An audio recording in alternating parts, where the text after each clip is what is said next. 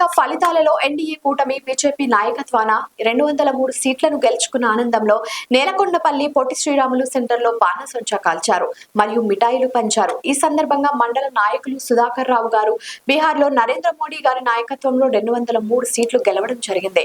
భవిష్యత్తులో తెలంగాణ రాష్ట్రంలో బీజేపీ ప్రభుత్వం వచ్చే అవకాశం ఉందని ఈ సందర్భంగా మాట్లాడారు. వీరితో పాటు మండల నాయకులు దుర్గారావు గారు, సూరిబాబు, నరేష్ వై గిరి, ఎం కృష్ణ తదితరులు పాల్గొన్నారు.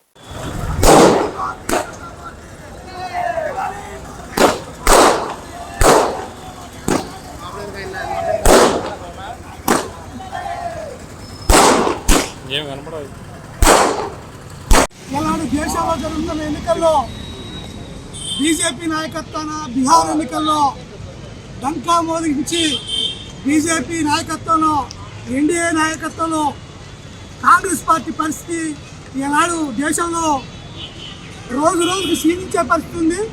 భారతీయ జనతా పార్టీ నాయకత్వాన ఈనాడు దేశవ్యాప్తంగా ప్రజలంతా బీజేపీకి చూస్తున్నారు. అదేవిధంగా భారతీయ జనతా పార్టీ భవిష్యత్తులో తెలంగాణలో కూడా వచ్చే అవకాశం ఉంది కాబట్టి ప్రజల వైపున ఆలోచన చేస్తున్నారు. ఉదయం నుంచి ఈనాడు దేశంలో బీహార్ ఎన్నికలపై పెద్ద చర్చ జరుగుతుంది. ఉదయం నుంచి కూడా రాహుల్ గాంధీ గారు ఎటుపోయిందో అర్థం కాని పరిస్థితి.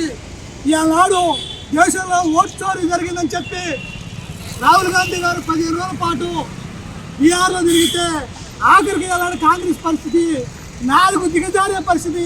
4 సీట్ల కాడికి అలాడు బీహార్ ఎన్నికల్లో కాంగ్రెస్ పరిస్థితి ఉంది.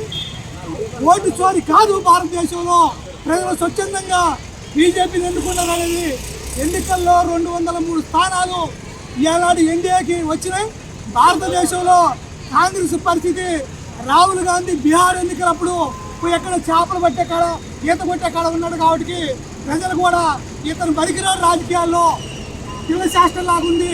దేశంలో నరేంద్ర మోడీ గారి నాయకత్వాన దేశంలో ప్రజలందరూ ఆయన ఆలోచన చేసి భవిష్యత్తులో తెలంగాణలో కూడా భారతీయ జనతా పార్టీ గెలిపించాల్సిన అవసరం ఉందని కోరుతూ భారతీయ జనతా పార్టీ బీహార్ ఎన్నికల్లో ఎన్డీఏ నాయకత్వం గెలిచిన సందర్భంగా బీహార్ ప్రజలకే కాకుండా భారత ప్రజలందరూ కూడా బీజేపీ నేలకొండపల్లి మండల కమిటీ శుభాకాంక్షలు చెప్పడం జరుగుతుంది.